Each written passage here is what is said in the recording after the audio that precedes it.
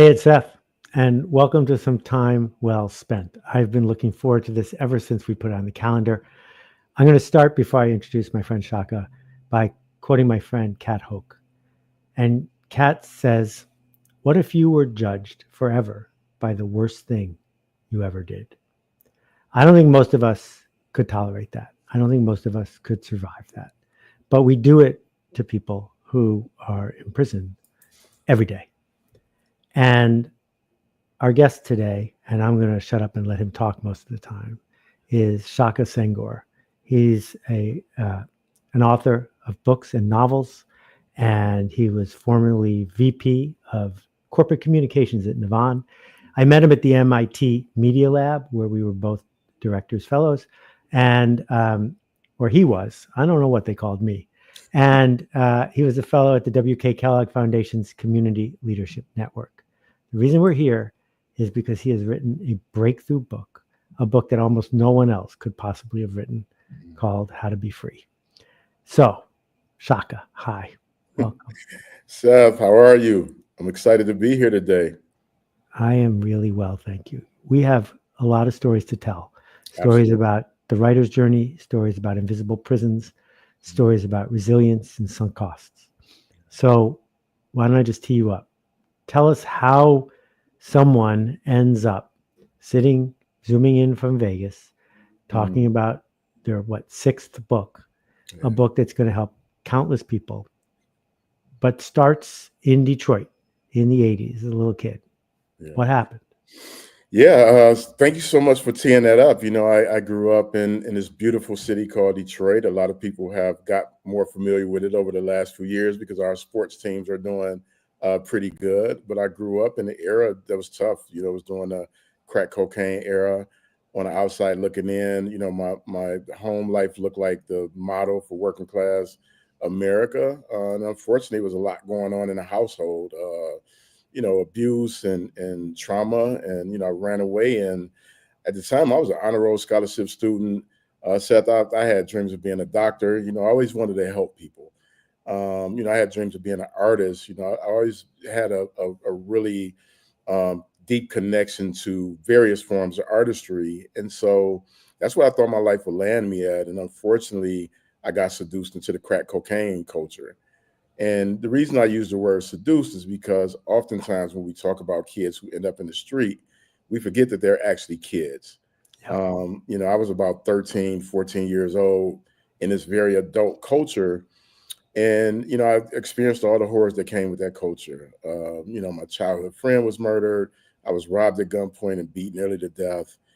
And one would think that that would be enough to, you know, make a kid say, hey, I've had enough. But the reality is the way that children's brains develop, you know, it's impossible for them oftentimes to really protect themselves and to really know what the right decision is when they've been traumatized. And so I stayed in that culture. And within 3 years of that, I was shot multiple times, standing on the corner of my block. Um, you know, I always think back to that moment of being a 17-year-old whose body is being pummeled with bullets, and then you're left to try to figure out life after that. And even now, And you're sitting there with bullets in you, and the ambulance doesn't even show up. yeah, no ambulance came. You know, my friend had to take me, which had to be traumatizing for him because he was only like 18 at the time, and he had got shot the year prior. And so we get there, you know, they extract two of the bullets. I still have one of the bullets in to this day. The bullet holes are still prominently on my legs. So it's all these things that are constant reminders, you know, and at 17, you know, I was left to try to unpack that. And unfortunately, like many kids who grew up in these traumatized environments, I began to carry a gun and more importantly, I began to make up a narrative that if I found myself in a conflict, I would actually shoot first. And tragically and unfortunately, that's exactly what happened about 16 months later when I shot and tragically caused a man's death and was sentenced to 17 to 40 years in prison. And at the age of 19, I went into this environment with the mindset that my life was over and that I would never get out of this place. And so I got into tons of trouble early on. I know nowadays when people look at my life, they're like, oh, well, you must have been like a model prisoner and had a kind of come to Jesus moment. I'm like, no, no, it wasn't that. Um, it was a long, arduous journey, that I went on. Yeah. And one of the things that I've learned from your story is the first part, which you just said. No one, whether they're 13 or 30, announces, I'm going to walk into the crack cocaine trade. Mhm. Everyone is seduced into that. The system has power. But there's also often a moment when real writing that comes from the heart Mhm. arises, that the conditions are such that we realize we have to stop uh, hiding and write something. So, where were you when that happened? It's absolutely heartbreaking to hear the details, but I think it's worth sharing just how much inhumanity we're capable of subjecting other people to. Yeah, that's a great question. When I think about my writing journey, it always mystifies me how people think that writers come to be. And I was one of those people, right? I was an avid reader, and I thought all writers had a cool smoking jacket and they wrote on trains, with a glass of, like, whiskey or Merlot or something. So I had a very romanticized idea of what does it mean to be a writer. So when I first began writing, I didn't think of myself in that way. I was writing out of desperation. I was 9 years into my incarceration. I was in solitary confinement on 23-hour lockdown, 5 days a week and 24-hour the other 2 days. And so this environment is literally one of the most barbaric and inhumane environments imaginable, in the US. And it's something that has kind of existed in this kind of hidden way, where people really do not know what we're doing to our fellow citizens who have run afoul of the law, who have been rightfully convicted, who've been wrongfully convicted, who have mental health challenges of the highest order. And so when I began my journey as a writer, it was in the midst of chaos. There was fecal wars going on in solitary confinement. There were people who would beat on their lockers, all day. People who we called them cutters because they would maim their bodies, just so they can get out of their cell and go to the nurse and get patched up and feel some type of human compassion. And for me, it was the darkest moment of my life. It was a moment of reckoning. I had read Plato's Republic, and I had come across this line that the unexamined life isn't worth living. And I remember pondering that line, like, what does that mean? Like, what does it mean to examine one's life? And initially, I was like, it sounded crazy to me. Like, I'm from the hood. Philosophy isn't like my first language, or at least I didn't think so until I really started to understand that that's what rappers really were, was modern day philosophers. But that line led to me really beginning to assess my life after I got a letter from my oldest son. And his mom had told him why I was in prison. And he wrote me this letter. And I never forget, the letter opened up with, "My mom told me you're in prison for murder, Dad. Don't murder again. Jesus watches what you do." And that, reading that over and over and thinking about this innocent little boy who has to try to figure out the life of his dad in a way where I don't have the opportunity to provide context. I can't really, help him really understand the magnitude of what his mother shared with him. And it led to me journaling. And I started with this essential question of, how did I end up here? And what I began to do was unpack all the things that had transpired in my young life, all the trauma, all the abuse, all the things that had happened to me, but also all the things that I was responsible for. And what I realized through that journaling process, that I had never finished anything. I started a whole lot of things. And I had been arrested before, and I would say, if I get out of this jam, I'll never get in trouble again. And then I would find myself in trouble again.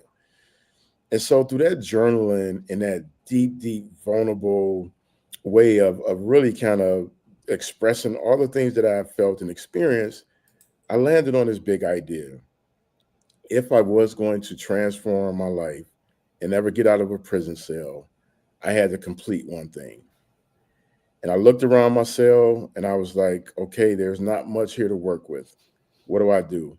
And that's when I had this brilliant idea to write a book. and not just write a book, but write a book literally in 30 days. And that's where my journey as a writer began. Wow. All right. So, for context here, when you're in solitary confinement in the middle of feces wars with people banging on drums, lockers night and day, you don't get to say, please bring me the latest Mac Mini with a big screen and some donuts. I intend to write a book.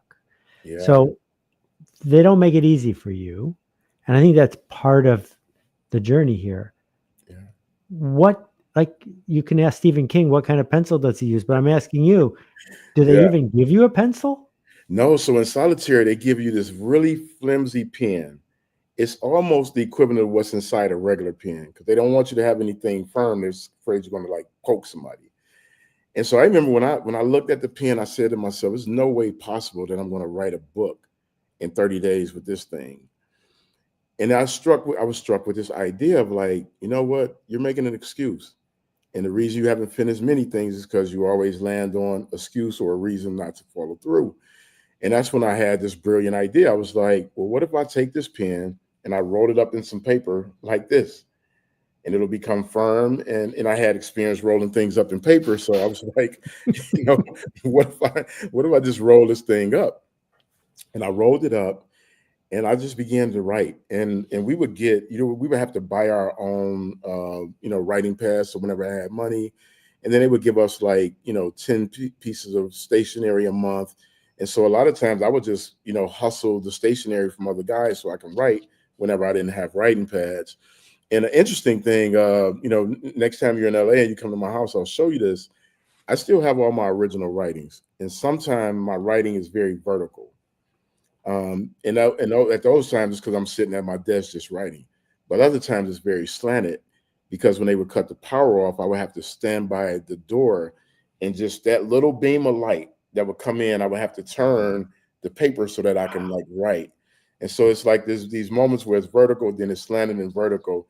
And so when it's vertical, that means that I was writing at like 2 or 3 in the morning with no light and really, writing out of desperation. But when I finished that book, it was one of the proudest moments I've experienced in my life. Just completing. I didn't know if it was good.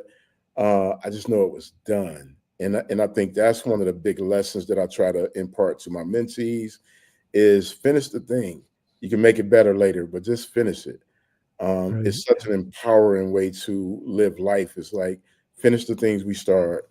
Um, and so that's how it began in that environment. And I wrote those first. I wrote 2 books, 2 novels, detective novels, and I started a third one, and then I fell into a deep bout of depression.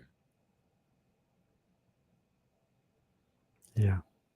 And we're waiting to hear. Then what happened? I fell into a deep bout of depression because I discovered I had this talent in an environment where I could not give birth to this dream that was bubbling inside of me. Yep. So I couldn't write in that moment. And I shifted my focus, which is really where a lot of the big ideas in my new book comes from. I was reading all these self-help books, As a Man Think Of, The Secret, and I was arguing with these people. Like, there's Hmm. no way possible you can imagine a life that's different from the one I'm living. And all of this positive woo-woo stuff is not real. Like, it doesn't happen to guys from the hood. But one book in particular, As a Man Thinketh, was pushing me. It was pushing me to the limits of like removing Right. excuses, right? And I just would read that book over and over, and it was about this idea that if you master your thinking, you can master your destiny. And so I was struck by this idea that I'm not going to wallow in self-pity. I'm not going to be stuck in depression. I'm going to figure out a way to do something about it. And what's most important right now, which is getting out of solitary confinement. And I said to myself, if this idea that you can attract the life that you want is real and it works in a negative, which I had figured out from journaling that, a lot of the things that I had thought about my life led to me being in prison before I was ever in a prison cell. And if I'm going to get free, I have to think about freedom before I get paroled. And so that's what I did. I started thinking differently and I wrote the word and it was like, hey, if you let me out of here, here's what I'm going to do. I'm going to type up these books I've written and I'm going to mentor the men in the environment. And that's literally what I did. I really began to shift my focus. The warden wrote me back. He advocated for me getting out. It took another 2 years for me to get out of solitary. But when I got out, I just typed up those books on my little word processor. And then I self-published my first book from prison in 2008. So now we're starting to understand the difference between the mental invisible prisons and the real prison, because you were in both. And Yeah. then something switched and you were in just in one. Yeah. Yeah. And almost every person who's listening to this finds themselves in an invisible prison, one that they want to deny its existence. And because there's no one throwing feces at them, and because they have the freedom to walk out the door, it doesn't feel like an invisible prison, but it is one. Absolutely. And when I was writing this book, it was really born out of a few different experiences, right? I got out of prison 15 years ago. And I came home, I was so optimistic. I just knew that the world would say, hey, you served your time, you can move on and get a job and contribute. And that just wasn't the case. Like, society was still really mad, and it still is to this day. We live in this very punitive society. But some other things happened as well that was very different. People embraced the idea that one could reimagine life for themselves. And so I went on this journey, and what it led to was a variety of interactions and engagements with people from all walks of life. And as I began to find success as a writer, what would happen is I would be at these events and people would come up to me and they would say to me, hey, your story has helped me tell this story for the first time that I've been holding inside. My child is addicted to fentanyl right now. Or my child is addicted to opioids, or, I'm in the middle of a divorce and I can't tell my colleagues why I don't show up at work the same way. And it just became such a recurring theme in my life that I was like, man, what is really happening? And it hit me that there are so many people in this world who are imprisoned by their experiences, by their past, in very specific areas, grief, which is where I started this book at. It's the toughest prison for anyone to get out of. And the reason I say that is that it would be cruel to tell somebody, hey, you've grieved long enough, get over it. And so we make room for people to grieve as long as they want to or need to. But what I can tell you is, through experiencing my own grief, is that it is so tough to live a life of joy, laughter, fulfillment, and abundance when you're trapped in a singular moment that no longer exists.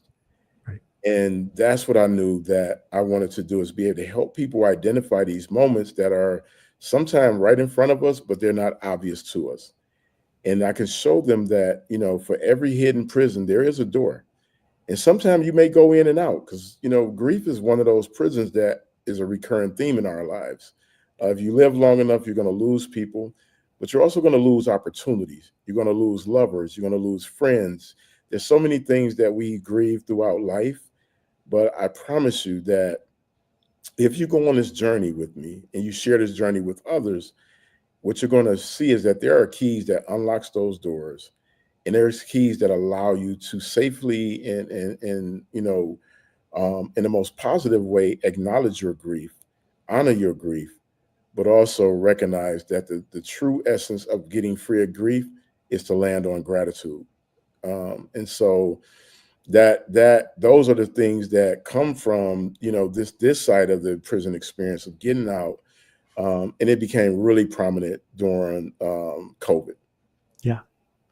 Well, one of the things that is very clear from your story is you made a shift from focusing on the person you saw in the mirror to focusing on other people.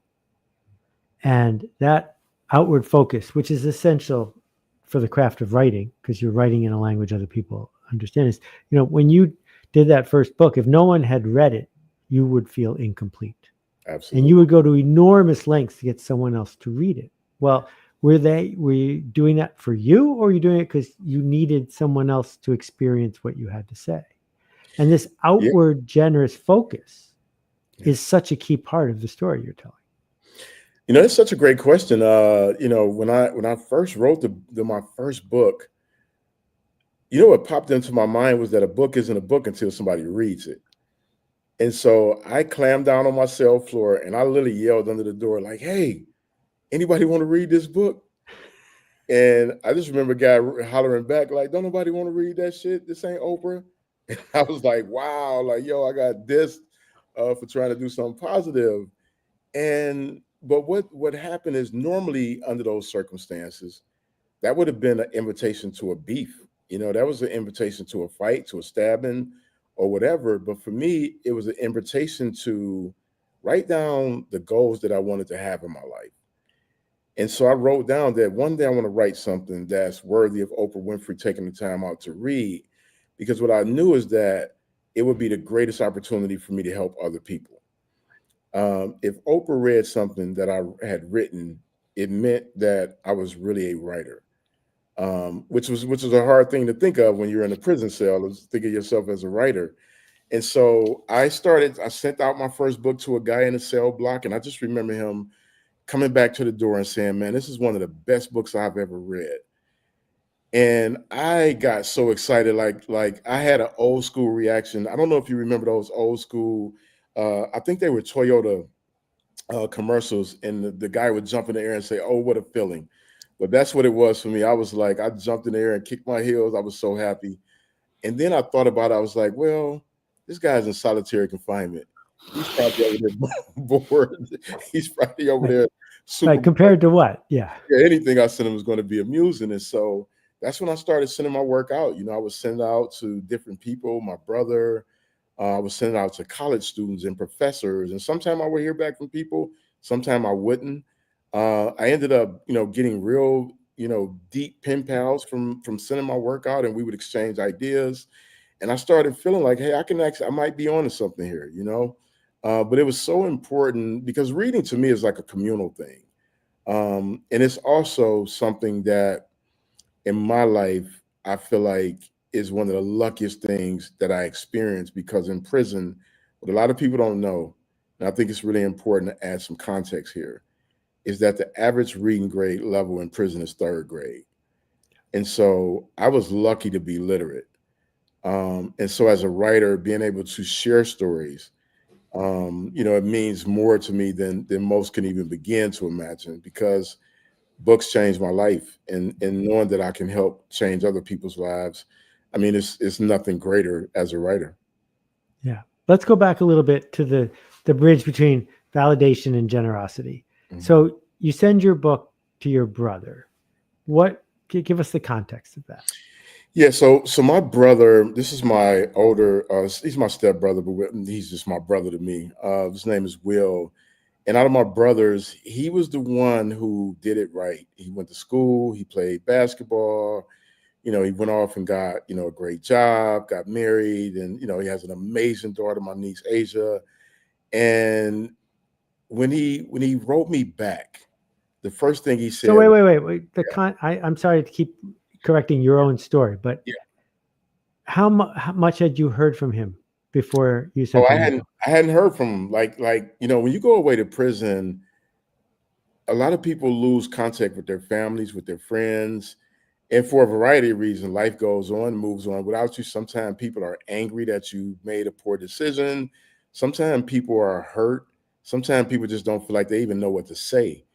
Yeah. And so up until that point, I hadn't heard from my brother. It's about 9 years. I hadn't heard from him directly. I would hear when I call home and, hey, your brother said hi, but we hadn't corresponded. And so when I sent him my workout, I didn't even know if he would write back. And so I was shocked when he wrote me back and how positive he was. He was like, man, I went to school and you write better than a lot of the people I went to school with. And so that was just like one of the most affirming things as a writer I could hear, especially for somebody who came from a very different walk of life than I came from. And that shot in the arm gave me so much confidence that I was on the right path. And I began to send him all my stuff, like, bro, read this. And he probably was overwhelmed with the articles and essays, and I still have some of those original writings as well, which is it's funny to go back and read, because sometimes I cringe. I was learning new words, and I feel like I had to use all of them in every sentence. But it's a beautiful, beautiful part of the journey, is to be able to go back and see the evolution of the craft, which I love. It's we're selling books and we're putting books in people's homes and hands. And I love that part as well. But I love the craft of learning how to use language. Yeah. All right. So in a few minutes, we're going to take your questions. So go ahead and type them in the comments if you've got one. And then as we come full circle to this idea of how to be free, you didn't call it I am free. You said how to be free. You want to give people some of the building blocks that you've learned the hard way? Absolutely. When I started writing this book, there was a intentionality behind it based on all the experiences that I've talked about. And what I realized is that people need a way out. They need to figure out how to access agency over their own lives. They need tools in their toolbox to help them see their way through a thing. And if I don't know how to do anything else, I know how to live a free life, given that so much of my freedom was taken away. And I always tell people this: I was incarcerated before I ever stepped foot in a prison cell, and I was free before I ever got out. And the reason is because there were practices that I learned over the time of being incarcerated that are applicable to any form of incarceration. And I wanted to provide that toolkit, but also wanted to provide it in a way that added context based on lived experiences and not based on theory. I think there's a lot of theoretical books about how do you live, a life of purpose and value and freedom, but oftentimes they're not coupled with like real processes that someone who's went through. And so for me, it was really like, how do I give people the keys to open up their own doors? Um, and what that looks like is like journaling isn't just a set it and forget it idea. I do what's called active journaling, Mm-hmm. where you have to take action steps as you discover these difficult things in your life. And one of my action steps is when I sit down to write and I sit down to journal, I only start when I know I am at a place that I can be absolutely honest with myself, that I'm not filtering it through insecurities, fears, or the worry of do I cause somebody else hurt and harm. I can only sit when I'm ready to write the truth, no matter how ugly it is, no matter how hurtful it is, or how beautiful and how amazing it is. And then as I discover things, I challenge myself to take an action step. So it's not just like, hey, I want to learn how to forgive. What is the action step that goes with that? And so there's many practices in the book. There's opportunities to dig deeper, which is also one of my favorite parts of the book, to pause, to think about, to really reflect. Sometimes we want to just kind of plow through these things and get to an end solution, but they really are procedural. They really do require you to step up in a way that really puts you in power of changing your own life. Mm-hmm. And that's the magic of it all. It's not, nobody's going to come in with a cape and save you from your own self. You have the power to do it. And that's what the book really shows us, that, listen, if I can come from 19 years in prison, 7 years in solitary confinement, a hard scrabble life that includes gun violence, abuse, and everything in between, and arrive at a space to where I wake up in a spirit of gratitude that I get a chance to go out and live whatever dream I've imagined for myself. You can do it absolutely without hesitation, with probably more ease than I ever would have been able to do it, but it's possible. And belief is a big part of that. How much do you believe in yourself? In my journey, I've run into so many obstacles based on having a felony. And I'm always mindful that these are going to be one or two things. They're going to be impediments, or they're going to be opportunities. And so this book is full of these opportunities for people to live the freest life possible. They're full of a framework. Even the way that I structured the book. I wanted to start with the toughest prison possible and help people work their way down as they come out on the other side, because that's what I had to do. I started I was in maximum security. I was in the highest level of security, and I had to work my way down to lower levels, and eventually I worked my way to freedom. And so even the book is structured in a way that helps people kind of navigate through this framework. And that's why it's so important to share a book like this. Because if a colleague or a family member also reads it, now you have a foundation to have the conversation. So we've got a question here from Scott. We're going to put it on the screen if all this magic works. or not. There we go. How can we transform guilt and that sense of loss into gratitude? This modern, get it now for me at all costs society. That's such a great question. The first chapter was one of the toughest chapters because I was navigating exactly what Scott just wrote. So here's what happened. In July of 2021, my brother was murdered. I flew home to Detroit to help my family bury my brother and to support, our family. And there was a moment where I was in our living room and all our friends are coming by and our house is just full of people. And I was looking at my stepmom and she was in tears because she had just lost her youngest boy. And in that moment, I was struck with the deepest sense of guilt because I made somebody's family feel like that. And so in that moment, I couldn't allow myself to grieve because I was feeling guilt. And how I arrived at gratitude was that instead of getting stuck in that prison that didn't allow me to be present for my brother, is I wrote a letter to the person who murdered my brother. In this letter, it was really about understanding what had transpired in his life from a place of empathy and compassion. And what it led to me understanding about this journey of grief is that if I really step into the spirit of gratitude and be thankful for the moments I spent with my brother, to be thankful for the arguments, the dust ups, the times he invaded my space as a little brother, the laughs, the stories that we got a chance to share, and the food we got a chance to eat together, that it began to dissipate the guilt. And that to me was real grieving, was really being able to acknowledge that, hey, there's a real feeling I'm experiencing, to recognize that I had to reconcile my past with the present moment I was in, and to lean deeply into gratitude. Most of what ails us no longer exists. The pain of the past is a moment that we've already lived that we choose to keep playing over and over. If we can be present with ourselves in the moment and recognize that in the moment that we're in, the only thing we really have is now, you can arrive at gratitude in the deepest way. And that's what I had to do with my brother. And that's how I'm able to navigate the guilt, is that I'm fully present in my life. Sometimes to my own detriment, I could be so present that I'm constantly changing my mind in real time, which drives my wife crazy in the best of ways because she's the sweetest and most patient when it comes to that. But it is truly a testament to what it means to be mindful and what it means to be present. And that's how I've navigated that. We all tell ourselves stories all the time, and every story we tell ourselves is true, but every story we tell ourselves is also not true. That on close examination, we've left something out.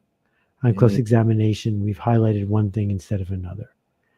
And in this tragic moment, when you are so raw after your brother's death, it's true. He's lost. He's gone forever.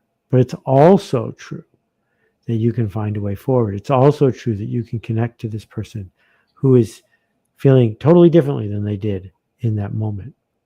And so stories are a tool. They're a fuel. We don't have to tell ourselves a story that doesn't work when we have the choice to tell ourselves a story that does work, to create possibility as we go forward. And that is really what it is to be free, is to choose your story.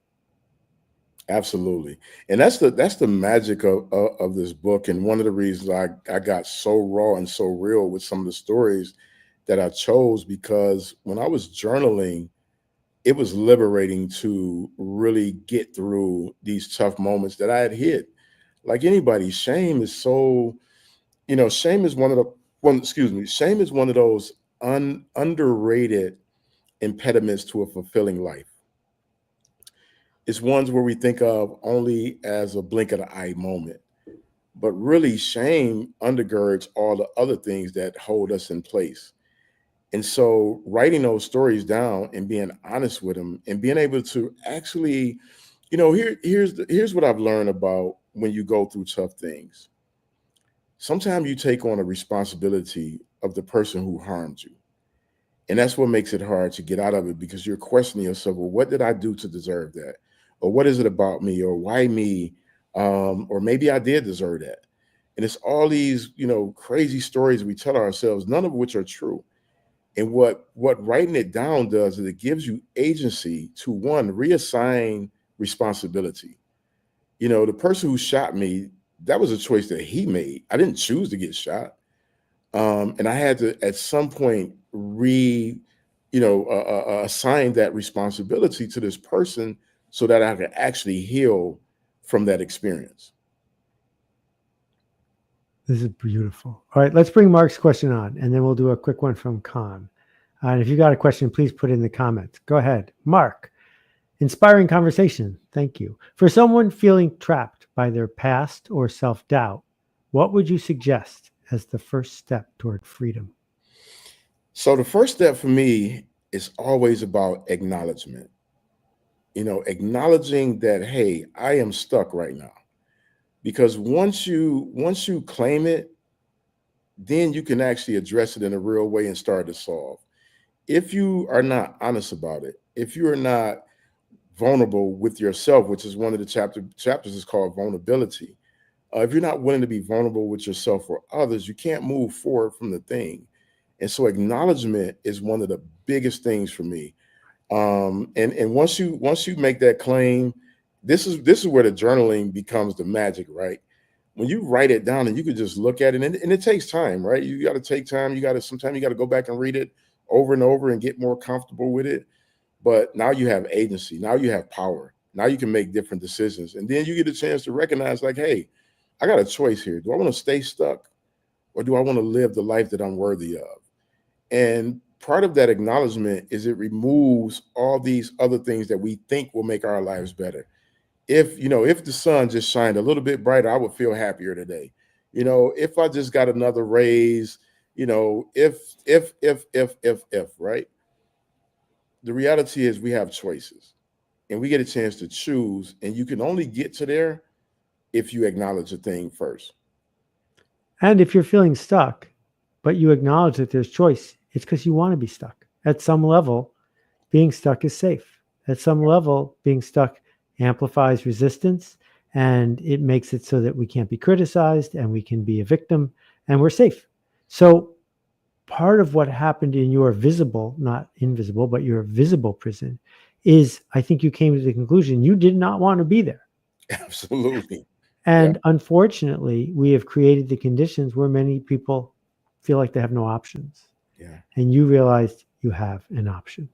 Absolutely. So Khan asked you the same question I did before we went on the air. So if we could throw Khan's question up, because I'm also interested in the second half of it.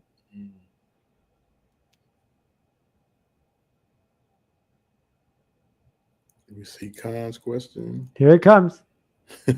he wants to know, what is the significance of the art on the wall behind you and on your hat? Oh, so that's a great question. The art on the wall behind me has no significance. I'm holed up in a hotel in Las Vegas.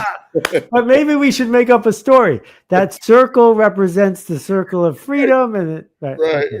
So the ones on the wall behind me have no meaning other than, well, they actually do have meaning. I'm in a hotel with my family.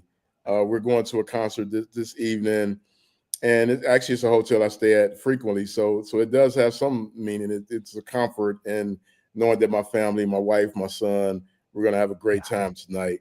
But the symbol on my hat is actually my logo, which is 2 S's for my name, and the key that unlocks everything. And so it's been so fun to have something that symbolically truly represents my life. That was a great question, though. Yeah. All right. So we're going to start wrapping this up. We had a good question here from someone whose name is Make, Create, Build. I have no idea what their parents were thinking when they were named that, but we'll put it on the screen. After processing on the page and gaining awareness, how do you move to action? Yeah, that's a great question. So one of the things that I've learned when it comes to figuring out how to get free, right, is that you have to embrace the process. And it was a long, arduous process for me. So when I first started writing about the big idea that one day I'm going to be free and I'm going to live a different life and I'll one day get out of prison, that was 2000. I didn't get out of physical prison until 2010. But what I did is every day from that moment that I decided I wanted to live my life different, I took an action step that would lead to the outcomes that I desired. I wrote the warden a letter. I typed up those books that I had handwritten. I read a book on self-publishing so I would learn how to publish a book, published a book from prison. I just kept doing everything I could to prepare myself for life after my imprisonment. And so what does that look like in our day-to-day life? I always tell people to start with this question. What does my life look like without the things that cause me hurt, that makes me feel insecure, that makes me feel afraid to take a leap of faith? What does that life look like? And then write that life down. I would write down when I was in prison. I didn't even know if I was getting out of prison at this point. I didn't even know if I was getting out of solitary confinement. But what I did is I wrote down the exact life I wanted to live. And I can tell you it was one of the hardest lists I've ever made, because every time I would write something down, what would pop into my mind is that you don't deserve that. You're not worthy of that. That doesn't happen to people like you. Of course you can't achieve that because you're a ex-con, and you name all the different things, the self-doubt. And I would write it down anyway. And I would go back and read it until it started to feel real in my body. And that's what I would say is like the process of once you write it down, now you have to start making those action steps. Here's a cool thing that I do to this day. I have experiences that, I put myself physically in. So for example, if I want a new car, and I'm gonna use a car because it's superficial and it's something we all can relate to, transportation. If I want that, I start to think about it. I'll go to the dealership, even if I don't have the money. I'll test drive it. I'll start to feel, what does it feel like to be in this experience? Same thing with a new home, with a new book. I want to feel that, right? So when I started writing, even when I started writing this book, which I'm excited for people to read and then share with others, I would go in a bookstore and I would look in the section because this is a new section for me. And I would look at the books on the shelf and I feel those books. And I promise you, all while I'm traveling, every time I travel, I stop in the book section. I probably have way too many books right now as a result, but putting a feeling to it, a tangible feeling. What does it feel like to have my book in this section? What does it feel like to hold a book in my hand? That putting ourselves in those experiences are just as important as writing them down. So as you're figuring out the things you want for yourself, get courageous. Go on that adventure. You want to imagine a life for yourself. You have to imagine, what does my life feel like if I'm not held down or held hostage by these things that lead to my own suffering? And that is how you start to apply these things in real time. That's beautiful, Shaka. I'm sending you hugs from New York. I think you made a difference to a lot of people today. You'll be getting the book soon if you're on this call. Please share it with some other people. These are conversations that we need to have. Shaka, thanks for the difference you make. Thanks so much for having me. It's truly an honor. Keep making a ruckus.